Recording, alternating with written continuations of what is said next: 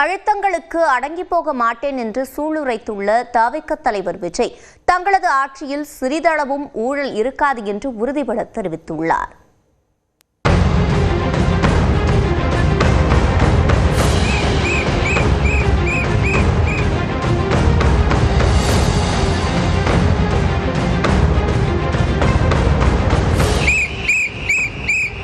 நம்ம சின்னம் உங்கள் சின்னம்.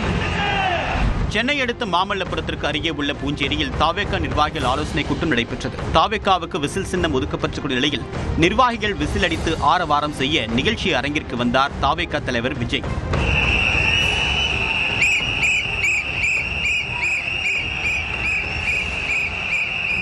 நிகழ்ச்சியில் பேசிய விஜய் அழுத்தத்திற்கு அடிபணியக்கூடிய ஆள் தான் இல்லை என்றார். அழுத்தமா நமக்கா? இந்த அழுத்தத்துக்கெல்லாம் அடங்கி போற ஆளா இந்த ஆளு? இந்த மூஞ்சா பார்த்தா அப்படியே தெரியுது உங்களுக்கு. அதனால அப்படியெல்லாம் நடக்காது. அதுவும் முக்கியமா நம்ம கிட்ட அதெல்லாம் நடக்கவே நடக்காது. மேலும் பாஜகவிடம் சரணடைந்து விட்டதாக திமுகவை நேரடியாகவும் அதிமுகவை மறைமுகமாகவும் விமர்சித்தார். ஏன்னா இப்ப அரசியல் இருக்கிறவங்க அண்ணாவை மறந்துட்டாங்க.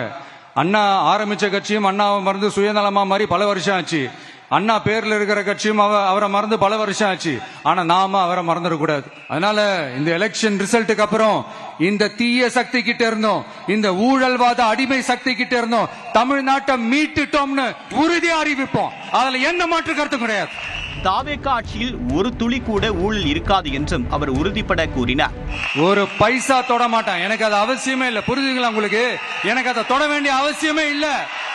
ஒரு துளி ஊழல் கரை கூட படியவே படியாது, படியவும் விட மாட்டான். இதன முதல்வன் படமா? ஒரே நாள் நம்ம இவர் எல்லாத்தையும் கிளீன் பண்ணிடுவாரான்னு நீங்க கேட்கலாம். ஓகே, பிராக்டிகலா அது பாசிபிள் இல்லதான். But it is a process, right? It is a process. குறிப்பாக வரும் தேர்தலில் தனித்து போட்டியிட்டாலும் தாவேகா வெற்றி பெறும் என்றார். நம்மளோட இந்த டிவிகே படை நட்பு சக்தி இருந்தாலும் இல்லனாலும் தனியாவும் நின்னு கெத்தா ஜெயிக்கிற அளவுக்கு ஒரு மிகப்பெரிய படை. நிகழ்ச்சியின் இறுதியில் தாவேகா சின்னத்தை விஜய் அறிமுகம் செய்து வைத்தார்.